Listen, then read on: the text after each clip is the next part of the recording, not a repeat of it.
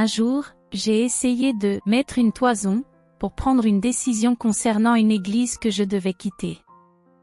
J'ai suivi ce signe, et cela m'a conduit à accepter une autre église. Je dois vous dire que je me suis fait avoir. J'ai appris à mes dépens que cette méthode ne fonctionnait pas. Dieu a une manière bien meilleure que ce système aléatoire de coups de chance. C'était la seule fois où j'ai manqué la volonté de Dieu en changeant d'église. Toutes les autres fois, j'ai prié, écouté la voix intérieure de mon esprit, et obéi à cette guidance. Lorsque je l'ai fait, j'ai agi dans la parfaite volonté de Dieu.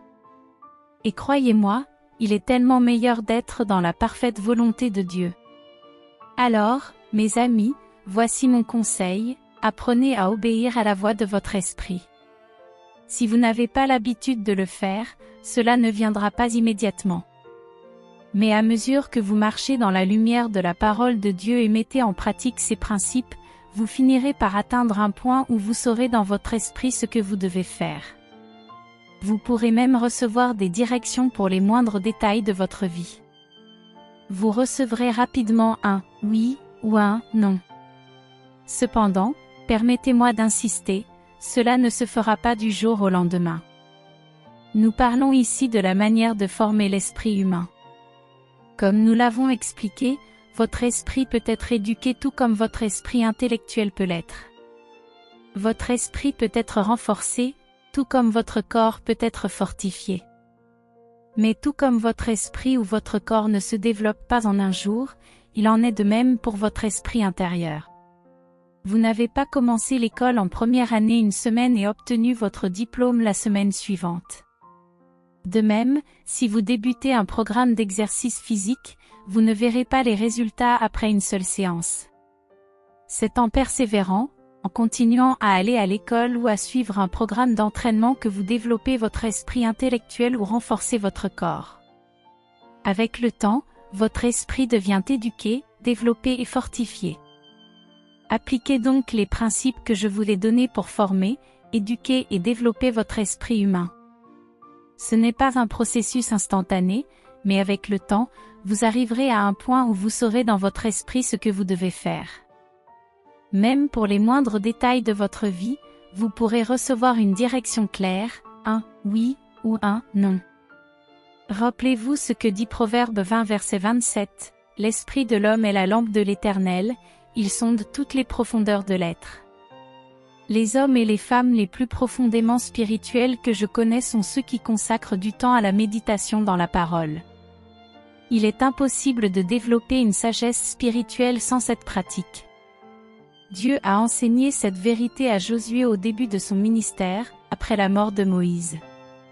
Dans Josué 1h08, Dieu dit « Que ce livre de la loi ne s'éloigne point de ta bouche, médite-le jour et nuit, pour agir fidèlement selon tout ce qui y est écrit. Car c'est alors que tu auras du succès dans tes entreprises, c'est alors que tu réussiras. » Une autre traduction dit « Tu seras capable d'agir avec sagesse dans les affaires de la vie. » Il est évident que sans sagesse, il est impossible de réussir dans les affaires ou dans les différentes dimensions de la vie. Dieu a donc ordonné à Josué de méditer dans sa parole, affirmant que s'il le faisait, il réussirait et prospérerait. 2. La mise en pratique de la parole. Pour entraîner votre esprit, il ne suffit pas de méditer sur la parole, il faut aussi la mettre en pratique. Lorsque vous appliquez la parole dans votre quotidien, elle transforme vos actions et votre esprit. 3. Donnez à la parole de Dieu la première place. La parole de Dieu doit être votre priorité. Cela signifie qu'elle doit guider vos décisions, vos pensées et vos choix de vie. 4. Obéir instantanément à la voix de votre esprit. Enfin, il est essentiel d'obéir rapidement à la voix de votre esprit. Lorsque vous faites cela, vous suivez également la direction du Saint-Esprit. En appliquant ces règles avec constance, vous découvrirez un enrichissement spirituel profond et une capacité accrue à discerner et à accomplir la volonté de Dieu dans tous les aspects de votre vie. Je me souviens, il y a de nombreuses années, avoir enseigné lors d'une conférence ou d'une convention ministérielle. Pendant cette convention, j'avais donné une leçon sur un sujet similaire, notamment sur l'importance de la méditation. Un pasteur présent à cette convention m'avait invité à venir dans son église pour diriger une réunion, ce que j'ai accepté. Lors de cette visite, il m'a expliqué qu'il cherchait depuis longtemps à faire prospérer son église. Dès qu'il entendait parler d'un pasteur aux États-Unis ou au Canada qui réussissait bien, il se rendait dans son église pour observer son travail et ses programmes. Il essayait ensuite de reproduire ses programmes dans son propre ministère, mais cela ne fonctionnait jamais comme prévu. Il voyageait ainsi dans tout le pays, sans obtenir les résultats escomptés. Beaucoup d'entre nous font la même chose, nous cherchons à copier les succès des autres, en espérant que leurs méthodes fonctionneront pour nous. Ce pasteur a finalement décidé de suivre le conseil que j'avais donné dans cette leçon biblique sur la méditation. Il a lu le texte de Josué 1 verset 8. Que ce livre de la loi ne s'éloigne point de ta bouche, médite-le jour et nuit, pour agir fidèlement selon tout ce qui y est écrit. Car c'est alors que tu auras du succès dans tes entreprises, c'est alors que tu réussiras. Il a décidé de prendre du temps chaque matin pour attendre devant Dieu et méditer sur sa parole, non pas pour demander des choses à Dieu, mais simplement pour se concentrer sur lui et sur sa parole. Après 30 jours de prière et de méditation, quelque chose d'extraordinaire s'est produit. Un dimanche, ils ont eu un véritable réveil dans leur église, avec plus de conversions ce jour-là qu'au cours des 2 ou 3 années précédentes. Les membres de l'église ont été transformés, et le travail de l'église a commencé à prospérer. Ce pasteur a réalisé que son appel dans la vie était de réussir dans son ministère pastoral, et il a appliqué les principes que Dieu avait donnés à Josué. De la même manière, quel que soit votre appel dans la vie, il est possible d'avoir du succès et de prospérer en suivant ces principes. Prenez du temps pour méditer la parole de Dieu. Réservez des moments où vous êtes seul, en silence, loin des distractions du monde. Commencez avec 10 ou 15 minutes par jour. Cela peut sembler peu, mais c'est un bon point de départ. Avec le temps, ce moment de méditation grandira. C'est par cette pratique régulière que le développement de votre esprit commence. 1. La méditation dans la parole de Dieu. Le développement, l'éducation et l'entraînement de l'esprit humain passent par la méditation dans la parole. 2. La mise en pratique de la parole de Dieu. Le deuxième principe est de pratiquer la parole. Être un pratiquant de la parole signifie être un faiseur de la parole, comme le dit Jacques dans Jacques 1 verset 22. Mettez en pratique la parole, et ne vous bornez pas à l'écouter, en vous trompant vous-même. Nous avons beaucoup de personnes qui parlent de la parole et d'autres qui se réjouissent de la parole, mais peu de personnes la mettent réellement en pratique. Vous ne pouvez pas être un faiseur de la parole tout en continuant à parler avec incrédulité. Beaucoup échouent ici. S'ils mettaient véritablement en pratique la parole de Dieu, ils cesseraient de parler de doute, de découragement, de peur, d'échec et de défaite. Il est crucial de souligner cela. Nous avons beaucoup de gens qui parlent de la parole et d'autres qui célèbrent la parole, mais peu qui la vivent réellement. Vous ne pouvez pas pratiquer la parole tout en continuant à exprimer des paroles d'incrédulité. Beaucoup de personnes ne sont pas des pratiquants de la parole, car je les entends constamment parler d'incrédulité, de doute, de peur, d'échec ou de découragement. Pourtant, si elles mettaient en pratique la parole, elles ne feraient pas cela, car la parole de Dieu ne leur enseigne pas de parler ainsi. La parole de Dieu enseigne à marcher par la foi et à parler par la foi, car nos paroles font partie de notre marche. Si nous marchons par la foi, nous parlons par la foi. Et si nous parlons par la foi, nous marchons par la foi. La Bible dit: nous marchons par la foi, et non par la vue. 2 Corinthiens 5 verset 7. Dans Jacques 1 verset 22, il est écrit: mettez en pratique la parole, et ne vous bornez pas à l'écouter, en vous trompant vous-même. La marge de certaines traductions dit: en vous illusionnant vous-même. Nous avons beaucoup de personnes qui se trompent elles-mêmes. Elles se leurrent en pensant qu'elles pratiquent la parole alors qu'elles ne le font pas. Oh, Elles accusent parfois quelqu'un d'autre, voire même le diable, mais comme l'Écriture le dit, elles se trompent elles-mêmes. Commencez à pratiquer la parole, et quelles que soient les circonstances, faites ce que la parole vous demande de faire. Certaines personnes pensent que pratiquer la parole signifie observer les 10 commandements. Mais ce n'est pas de cela qu'il s'agit ici. Sous la Nouvelle Alliance, nous n'avons qu'un seul commandement, celui de l'amour. Jésus a dit, « Je vous donne un commandement nouveau, aimez-vous les uns les autres. » Jean 13 verset 34. Si vous aimez quelqu'un, vous ne lui volerez pas, vous ne mentirez pas à son sujet. Comme Paul le dit, l'amour est l'accomplissement de la loi. Romains 13 verset 10. Marcher dans l'amour signifie donc respecter la loi sans effort, car vous vivez selon ce principe divin. Pratiquer les épîtres. Être un pratiquant de la parole signifie également appliquer ce qui est écrit dans les épîtres, ces lettres écrites à l'Église. Ces épîtres nous appartiennent. Sous la Nouvelle Alliance, nous devons nous concentrer sur elles, car elles contiennent les instructions que Dieu a données à l'Église. Un exemple, Philippiens 4 verset 6 dit. Ne vous inquiétez de rien, mais en toute chose, faites connaître vos besoins à Dieu par des prières et des supplications, avec des actions de grâce.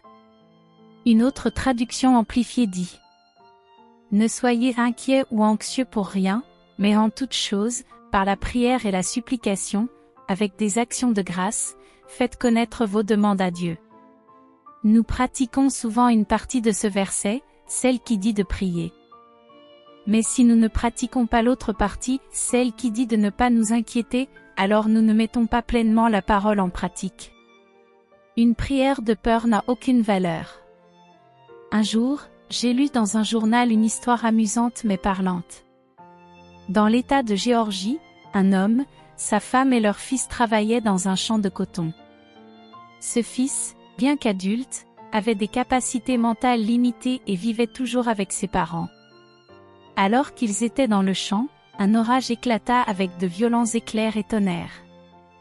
Le père voulait que tout le monde termine leur rangée avant de rentrer à la maison, mais la pluie s'intensifiait rapidement. Finalement, ils jetèrent leurs outils et commencèrent à courir vers la maison. Pris de panique, les parents tombèrent à genoux pour prier sur le chemin.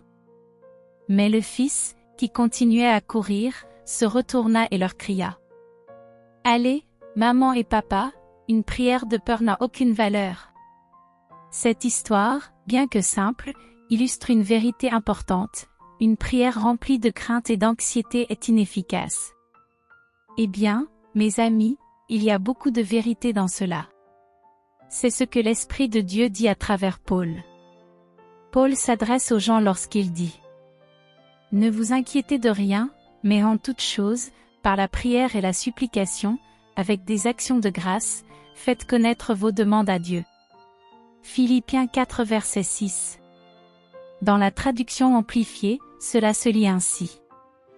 Ne soyez inquiets ou anxieux pour rien, mais en toute chose, par la prière et la supplication, avec des actions de grâce, faites connaître vos demandes à Dieu. Ainsi, ne soyons pas seulement des pratiquants de la dernière partie de ce verset, mais pratiquons l'ensemble du verset. J'utilise ce passage comme une illustration, mais il en va de même pour tout le Nouveau Testament. Nous devons prendre toutes les épîtres, ces lettres écrites aux églises, et les mettre en pratique. Je me souviens, il y a plusieurs années, d'un ministre qui est venu me voir. Je ressentais beaucoup de compassion pour lui, mais vous savez, simplement ressentir de la pitié pour une personne, que ce soit un ministre ou quelqu'un d'autre, ne suffit pas. Cela ne lui donne pas une solution. Cet homme traversait une période de tempête et d'épreuve. Il ne pouvait pas dormir, son estomac, selon son propre témoignage, était si perturbé qu'il ne pouvait rien garder de ce qu'il mangeait. Ses nerfs étaient à vif à cause de cette situation particulière. Il est venu me voir pour voir si je pouvais l'aider. Et, grâce à Dieu, je le pouvais. Mais au début, il a un peu résisté à l'aide que je lui offrais, bien qu'elle venait de Dieu. J'ai commencé à lui dire ce que la parole disait et comment prier à ce sujet. Je lui ai fait lire ce passage dans Philippiens 4 verset 6. Ne vous inquiétez de rien, mais en toute chose, faites connaître vos besoins à Dieu par des prières et des supplications, avec des actions de grâce. Je lui ai également fait lire la version amplifiée. Ne soyez inquiets ou anxieux pour rien. Cependant, il me disait. Oui, mais tout le monde n'a pas la foi que vous avez. Je lui ai répondu qu'ils n'avaient peut-être pas tous une foi aussi forte, mais qu'ils avaient la même Bible que moi. Je lui ai dit que ce n'était pas une question d'avoir beaucoup de foi. Il m'a dit qu'il semblait que je n'avais aucun souci au monde. Je lui ai expliqué que c'était parce que je pratiquais la parole. Je lui ai dit que même si les gens n'avaient pas une foi aussi forte, ils avaient la même Bible. S'ils mettaient en pratique ce qu'elle dit, ils pourraient renforcer leur foi et devenir forts dans la foi. Je lui ai également dit que tant qu'ils continueraient à s'inquiéter et à se faire du souci, ils ne dormiraient pas ni ne mangeraient correctement. Je lui ai raconté comment, lorsque je suis seule, je lis ce verset à haute voix et je dis au Seigneur que sa parole est vraie et que je la crois. Je lui ai dit que même si nous sommes tentés de dire que nous ne pouvons pas nous empêcher de nous inquiéter, Dieu ne nous demande jamais de faire quelque chose que nous ne pouvons pas faire. Quand Dieu dit « Ne vous inquiétez de rien », cela signifie que nous pouvons effectivement nous abstenir de nous inquiéter. Dieu est un Dieu juste, et il ne nous demanderait pas quelque chose d'impossible. Je lui ai dit qu'après avoir présenté mes requêtes à Dieu, je remercie le Seigneur pour sa réponse. Cela apaise mon esprit et calme la tempête intérieure que le diable essaie de provoquer. Je continue alors ma journée. Mais parfois, le diable essaie à nouveau de me faire tomber dans l'inquiétude. Je reviens sans cesse à ce verset, je le lis à nouveau et je continue de l'affirmer. C'est ainsi que je pratique la parole, et c'est ce que j'ai enseigné à ce ministre. Plus tard, il m'a dit que lorsqu'il avait commencé à appliquer ce principe, le problème qu'il craignait s'est résolu, et il n'était pas aussi grave qu'il l'imaginait. Il pensait qu'il allait être poursuivi en justice, mais cela n'a rien donné. Dieu l'a aidé à surmonter cette épreuve. La paix de Dieu est la pratique de la parole. Je veux insister sur l'importance de pratiquer la parole pour obtenir les résultats promis. Prenons Philippiens 4 verset 6 et continuons avec les versets suivants, 7 et 8. Philippiens 4 verset 6. Ne vous inquiétez de rien, mais en toute chose, par la prière et la supplication avec des actions de grâce, faites connaître vos demandes à Dieu. Philippiens 4 verset 7. Et la paix de Dieu, qui surpasse toute intelligence, gardera vos cœurs et vos pensées en Jésus-Christ. Philippiens 4 verset 8. Enfin, frères, que tout ce qui est vrai, tout ce qui est honorable, tout ce qui est juste, tout ce qui est pur, tout ce qui est aimable, tout ce qui mérite l'approbation, ce qui est vertueux et digne de louange, soit l'objet de vos pensées. Beaucoup souhaitent avoir la paix promise dans le verset 7, mais ils ne veulent pas suivre les instructions du verset 6. Pourtant, pour obtenir cette paix qui monte la garde sur nos cœurs et nos esprits, il est indispensable de pratiquer la parole en obéissant à ces versets. Cela inclut également de pratiquer le verset 8. Dirigez vos pensées vers ce qui est vrai, pur, aimable, de bon rapport, etc. Ne pensez pas aux choses négatives, même si elles semblent vraies, si elles ne sont pas pures ou aimables, ne les méditez pas. Surveillez ces pensées et ces paroles. Ce que vous méditez dans votre cœur finit par sortir de votre bouche. Ceux qui s'inquiètent ou pensent toujours au côté négatif de la vie parlent souvent d'incrédulité et d'échec.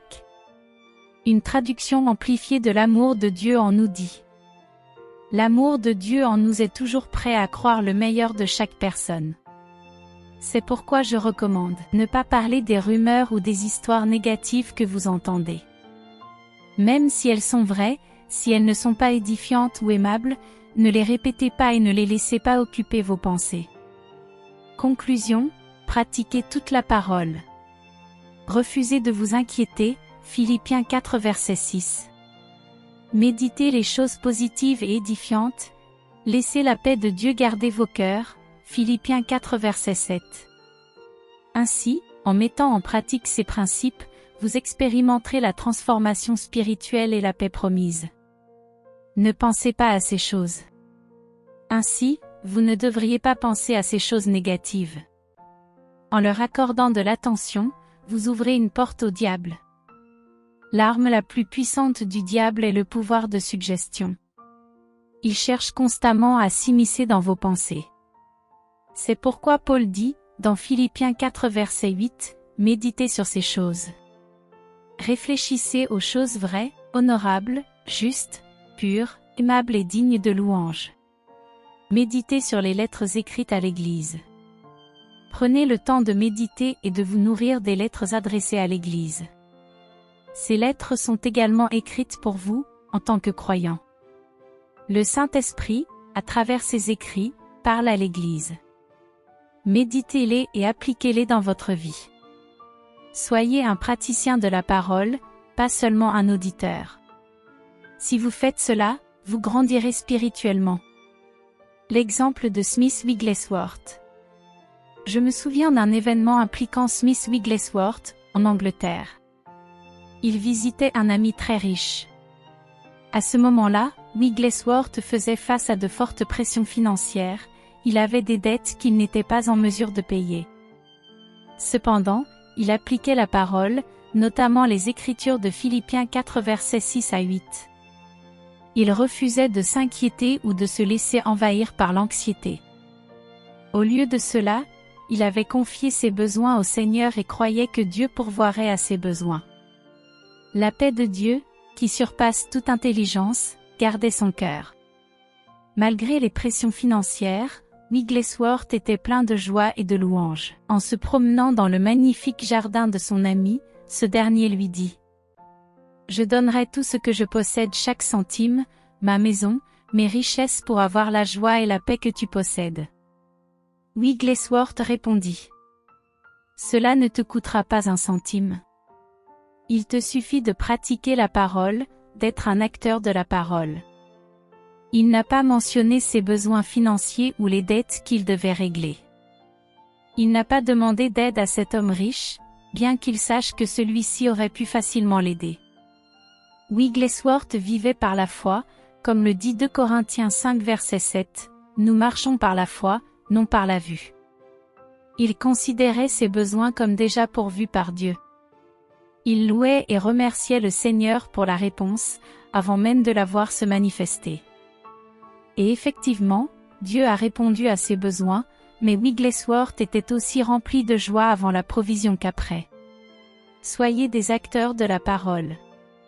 Je tiens à souligner que les versets de Philippiens 4 versets 6 à 8 sont utilisés ici comme une illustration. Être un acteur de la parole signifie prendre le Nouveau Testament, en particulier les lettres écrites à l'Église, et méditer sur ces écrits. Nourrissez-vous de ces vérités et appliquez-les dans votre vie quotidienne. En faisant cela, vous commencerez à entraîner votre esprit, à croître spirituellement, et à expérimenter les promesses de Dieu dans votre vie. Comment entraîner l'esprit humain? Le troisième point pour entraîner, développer et éduquer notre esprit est de donner la première place à la parole de Dieu dans nos vies. Cela signifie que la parole doit passer avant toute autre chose. Un passage clé, Proverbes chapitre 4 est un passage merveilleux des Écritures. Si vous ne l'avez pas encore remarqué, je vous invite à ouvrir vos Bibles et à le lire. Regardons ensemble les versets 20 à 22. « Mon fils, sois attentif à mes paroles, prête l'oreille à mes discours. Qu'ils ne s'éloignent pas de tes yeux, garde-les au fond de ton cœur. Car c'est la vie pour ceux qui les trouvent, la santé pour tout leur corps. » Notez ce dernier point, santé pour tout leur corps, ou, selon une autre traduction, remède pour tout leur corps. La parole de Dieu contient une puissance de guérison, un remède pour notre chair. C'est surprenant de constater que certaines personnes ne donnent pas la première place à la parole de Dieu. Lorsque des membres de mon église tombaient malades, ils allaient à l'hôpital, suivaient des traitements, et ce n'est qu'après qu'ils demandaient la prière.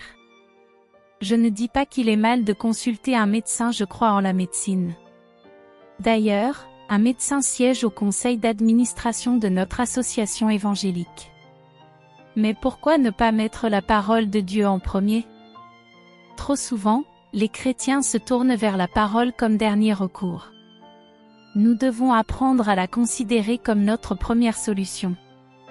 Qu'est-ce que cela signifie, sois attentif à mes paroles? Proverbe 4 verset 20 commence par « Mon fils, sois attentif à mes paroles ». Qu'est-ce que cela signifie?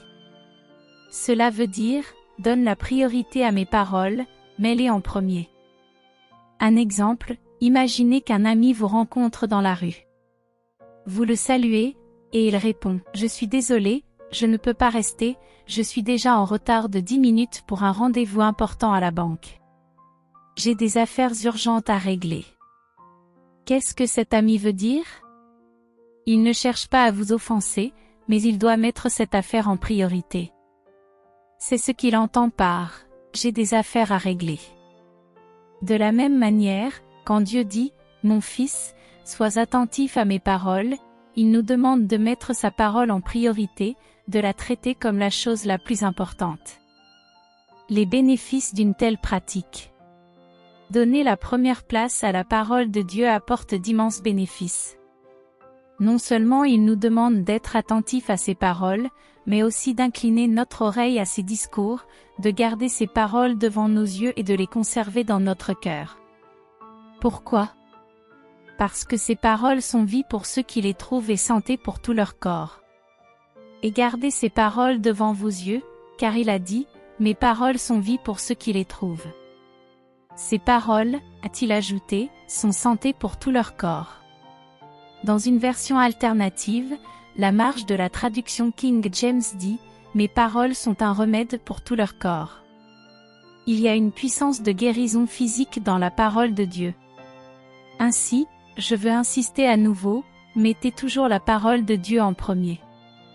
Donner la priorité à la parole de Dieu ne se limite pas à nourrir votre esprit, cela agit aussi sur votre corps.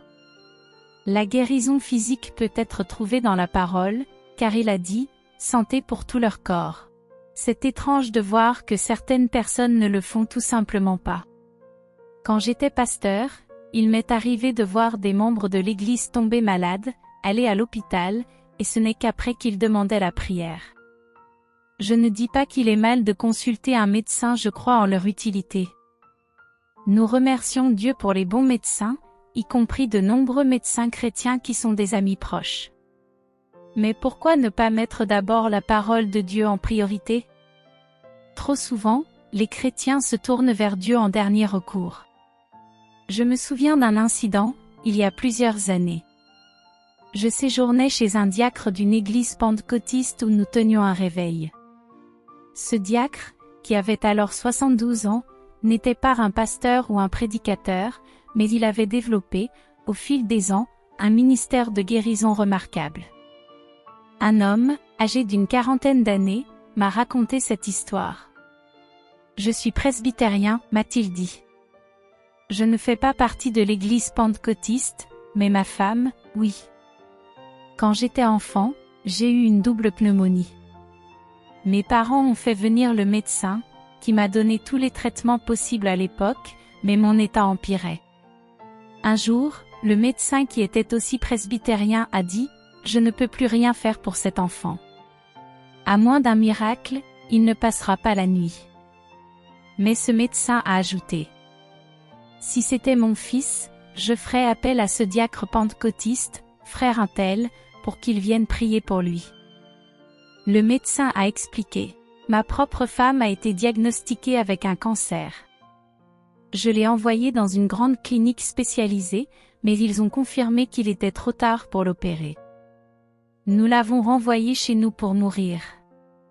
J'ai alors demandé à ce diacre et à sa femme de prier pour elle, et Dieu l'a guérie. Elle est encore vivante aujourd'hui. » Ainsi, sur les conseils de ce médecin, la famille presbytérienne a appelé le diacre.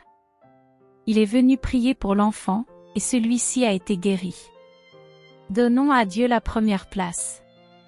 Cependant, ce que cet homme de 40 ans voulait souligner, c'est que sa famille avait toujours recours au médecin en premier, et à Dieu en dernier.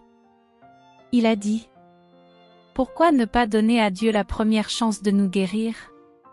Ce témoignage illustre une vérité essentielle: donner la première place à la parole de Dieu apporte non seulement la guérison, mais aussi des bénédictions dans tous les domaines de la vie.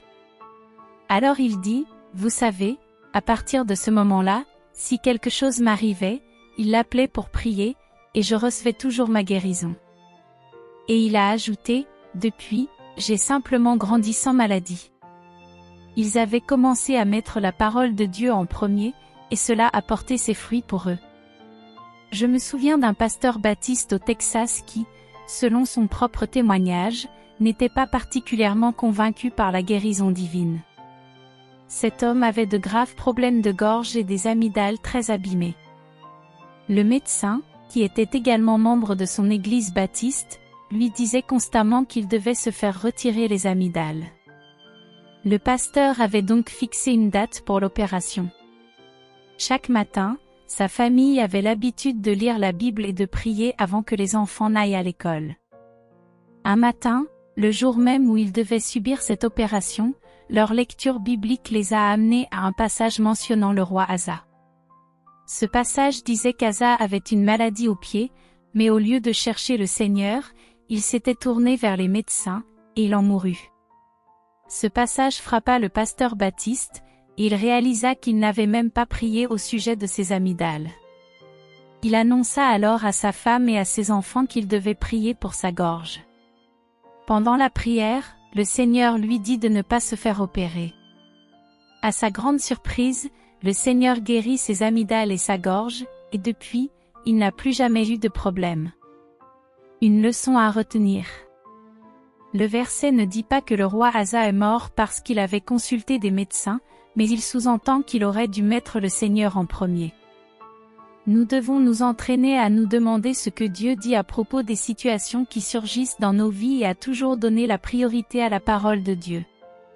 Parfois, la famille ou les amis peuvent essayer de vous presser de prendre des décisions rapidement, mais il est essentiel de réfléchir à ce que dit la parole de Dieu. Nous devons mettre la parole de Dieu en premier dans tous les domaines de notre vie. Les 4 règles pour former l'esprit humain. Nous avons évoqué 4 règles pour entraîner, éduquer et développer l'esprit humain. La méditation dans la parole de Dieu. La pratique de la parole. Donner la priorité à la parole de Dieu. Obéir instantanément à la voix de notre esprit. La voix de l'esprit humain. L'esprit humain a une voix. Nous appelons cette voix la conscience, parfois l'intuition, ou encore la voix intérieure ou la guidance. Dans le monde, on parle souvent de « pressentiment », mais je préfère ne pas utiliser ce terme. En réalité, ce que l'on appelle un pressentiment est souvent la voix de l'esprit. Chaque être humain a une voix intérieure, qu'il soit sauvé ou non. Cependant, la nouvelle naissance, être né de nouveau, transforme l'esprit humain. Lorsque quelqu'un naît de nouveau, il devient un homme nouveau en Jésus-Christ. Comme il est écrit dans 2 Corinthiens 5 verset 17. Si quelqu'un est en Christ, il est une nouvelle créature.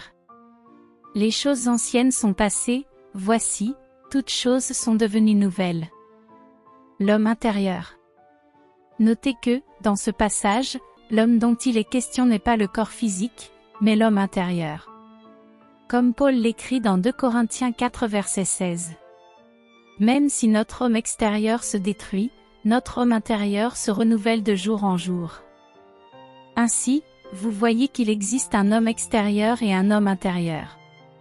Pierre, dans sa première épître, au chapitre 3, verset 4, fait une déclaration intéressante, que ce soit l'homme caché du cœur. Remarquez l'expression « homme du cœur » et celle des « hommes cachés ». En les combinant, cela donne « l'homme caché du cœur ».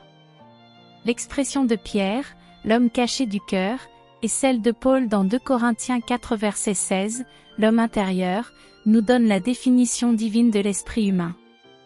Cet esprit humain est un homme spirituel, ou un homme intérieur, un homme caché, car il est invisible pour les sens physiques. On ne peut ni le voir avec les yeux physiques ni le nourrir avec les mains physiques. Cet homme devient une nouvelle créature en Christ lors de la nouvelle naissance. Toutes les choses anciennes sont passées, et voici, toutes choses sont devenues nouvelles.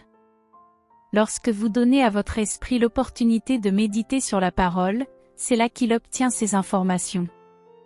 Vous devez apprendre à obéir à votre esprit. Permettez-moi de le répéter, lorsqu'une personne naît de nouveau, son esprit devient un esprit nouveau. Dieu avait prophétisé à travers Ézéchiel et Jérémie qu'un jour, il ôterait le cœur de pierre et mettrait en nous un cœur nouveau, un esprit nouveau, et même son esprit. Sous cette nouvelle alliance, la nouvelle naissance devient possible. Ainsi, si quelqu'un est en Christ, il est une nouvelle créature. Les choses anciennes, c'est-à-dire la vieille nature spirituelle, ont disparu, et toutes choses sont devenues nouvelles. En permettant à cet esprit nouveau de méditer sur la parole de Dieu, votre esprit deviendra fort. Cette voix intérieure, qui est votre conscience, deviendra un guide fiable. Votre esprit, éduqué par l'esprit, sera éclairé et guidé par Dieu. Proverbe 20 verset 27 dit, « L'esprit de l'homme est la lampe de l'Éternel. » Votre esprit porte la vie et la nature de Dieu. Le Saint-Esprit habite dans votre esprit, non dans votre tête. Comme l'affirme 1 Jean 4 verset 4, « Celui qui est en vous est plus grand que celui qui est dans le monde. » Le Saint-Esprit, en vous, communique à travers votre esprit, car il n'est pas dans votre tête. Certains disent que la conscience est un guide sûr. Cela peut être vrai, mais seulement pour un croyant dont la conscience est éclairée et guidée par la parole de Dieu. La conscience est la voix de votre esprit, et cette voix peut devenir celle de Dieu lorsqu'il vous parle. Proverbe 20 verset 27 le confirme, Dieu utilise votre esprit pour vous guider et vous éclairer. En nourrissant votre esprit avec la parole de Dieu, celui-ci devient un guide de plus en plus fiable. Paul disait qu'il obéissait toujours à sa conscience. Pour les croyants, l'Esprit Saint parle principalement à travers cette voix intérieure ou ce témoignage intérieur. Certains pensent que les ministres de Dieu reçoivent un message différent du Saint-Esprit. Mais non, bien que le Saint-Esprit nous équipe différemment pour le ministère, il communique avec chacun de nous, croyants, de la même manière, par la voix intérieure de notre esprit. Ainsi, la voix intérieure ou le témoignage intérieur n'est pas uniquement la voix du Saint-Esprit, mais aussi celle de votre propre esprit, éduqué et éclairé par Dieu. Je reçois souvent des paroles du Saint-Esprit, mais rarement pour mon propre bénéfice. En général, lorsqu'il me parle, c'est pour me guider à aider quelqu'un d'autre. Pour ma propre orientation, je dois suivre ma voix intérieure, cette voix intérieure qui est la voix de mon esprit. Le Saint-Esprit me parle fréquemment au sujet des autres, mais pour ma guidance personnelle, je dois écouter la voix de mon propre esprit. Le ministère d'un prophète n'est pas destiné à son propre bénéfice, mais à celui des autres. Je sais que Dieu m'a appelé et guidé dans le ministère prophétique. Beaucoup pensent que les prophètes savent tout, mais ce n'est pas le cas. Ils ne savent que ce que l'Esprit de Dieu leur permet de savoir. Pour moi-même, je dois me fier à ma voix intérieure pour être guidé. Nous manquons parfois la volonté de Dieu en cherchant des signes extérieurs. Beaucoup disent à Dieu, « Fais ceci, et si tu veux que je fasse cela, alors montre-moi un signe. » Mais cela revient à demander à Dieu d'agir dans le domaine des sens. Gédéon, dans l'Ancien Testament, a demandé un signe, ou une toison, pour obtenir une confirmation de Dieu. Cependant, rappelez-vous que Gédéon n'avait pas le Saint-Esprit en lui. À cette époque, le Saint-Esprit ne venait que sur certaines personnes pour un ministère spécifique. Gédéon n'avait pas cette relation intime avec le Saint-Esprit comme nous pouvons l'avoir aujourd'hui sous la Nouvelle Alliance. Jésus a promis un autre consolateur, le Saint-Esprit, pour habiter en nous et nous guider dans toute la vérité. Satan est le Dieu du domaine des sens, pas Dieu. Beaucoup essaient de faire entrer Dieu dans le domaine physique, mais nulle part dans le Nouveau Testament il n'est écrit « Ceux qui sont guidés par des signes extérieurs sont les fils de Dieu ». Au contraire, Il est écrit dans Romains 8 verset 14, « Tous ceux qui sont conduits par l'Esprit de Dieu sont fils de Dieu ». Dieu nous guide par notre esprit, pas par des signes extérieurs. Proverbe 20 verset 27 dit, « L'esprit de l'homme est la lampe de l'Éternel ». Trop souvent, nous manquons la guidance de Dieu parce que nous ne profitons pas pleinement de ce qui nous appartient en Christ. Je me souviens d'un homme d'affaires qui m'a raconté avoir perdu des milliers de dollars à cause d'un mauvais choix. Il avait mis en place un « signe » pour savoir quoi faire, et ce signe semblait indiquer qu'il devait aller de l'avant. Pourtant, il se souvenait qu'une voix intérieure lui disait de ne pas le faire. Cet homme avait tout mis en jeu, il avait hypothéqué ses biens et emprunté des milliers de dollars pour saisir une opportunité. Finalement, il a tout perdu. En écoutant mes enseignements, il s'est souvenu de cette voix intérieure qui le mettait en garde, mais il avait ignoré cette guidance pour suivre son signe extérieur. Cela nous montre combien il est crucial d'apprendre à reconnaître et suivre la voix de notre esprit. Dieu nous guide par notre esprit, et si notre esprit est nourri par la parole de Dieu, il devient un guide sûr. Dans mon ministère, j'ai entendu beaucoup parler de l'idée de « mettre une toison », comme Gédéon pour chercher la volonté de Dieu. Mais sous la nouvelle alliance, nous avons le Saint-Esprit en nous. Il nous guide par notre esprit intérieur, et nous devons apprendre à lui faire confiance. Un jour, j'ai essayé de « mettre une toison » pour prendre une décision concernant une église que je devais quitter. J'ai suivi ce signe, et cela m'a conduit à accepter une autre église. Je dois vous dire que je me suis fait avoir. J'ai appris à mes dépens que cette méthode ne fonctionnait pas. Dieu a une manière bien meilleure que ce système aléatoire de « coup de chance ». C'était la seule fois où j'ai manqué la volonté de Dieu en changeant d'église. Toutes les autres fois, j'ai prié, écouté la voix intérieure de mon esprit, et obéi à cette guidance. Lorsque je l'ai fait, j'ai agi dans la parfaite volonté de Dieu. Et croyez-moi, il est tellement meilleur d'être dans la parfaite volonté de Dieu. Alors, mes amis, voici mon conseil, apprenez à obéir à la voix de votre esprit. Si vous n'avez pas l'habitude de le faire, cela ne viendra pas immédiatement. Mais à mesure que vous marchez dans la lumière de la parole de Dieu et mettez en pratique ces principes, vous finirez par atteindre un point où vous saurez dans votre esprit ce que vous devez faire. Vous pourrez même recevoir des directions pour les moindres détails de votre vie. Vous recevrez rapidement un « oui » ou un « non ». Cependant, permettez-moi d'insister, cela ne se fera pas du jour au lendemain. Nous parlons ici de la manière de former l'esprit humain. Comme nous l'avons expliqué, votre esprit peut être éduqué tout comme votre esprit intellectuel peut l'être. Votre esprit peut être renforcé, tout comme votre corps peut être fortifié. Mais tout comme votre esprit ou votre corps ne se développe pas en un jour, il en est de même pour votre esprit intérieur. Vous n'avez pas commencé l'école en première année une semaine et obtenu votre diplôme la semaine suivante. De même, si vous débutez un programme d'exercice physique, vous ne verrez pas les résultats après une seule séance. C'est en persévérant, en continuant à aller à l'école ou à suivre un programme d'entraînement que vous développez votre esprit intellectuel ou renforcez votre corps. Avec le temps, votre esprit devient éduqué, développé et fortifié. Appliquez donc les principes que je vous ai donnés pour former, éduquer et développer votre esprit humain. Ce n'est pas un processus instantané, mais avec le temps, vous arriverez à un point où vous saurez dans votre esprit ce que vous devez faire. Même pour les moindres détails de votre vie, vous pourrez recevoir une direction claire, un « oui » ou un « non ». Rappelez-vous ce que dit Proverbe 20 verset 27, « L'esprit de l'homme est la lampe de l'Éternel, il sonde toutes les profondeurs de l'être. » Chers frères et sœurs, si tu ressens dans ton cœur l'appel de Jésus aujourd'hui, je t'invite à faire cette prière de confession et de salut avec moi. Seigneur Jésus, je reconnais que je suis pécheur et que j'ai besoin de ton pardon.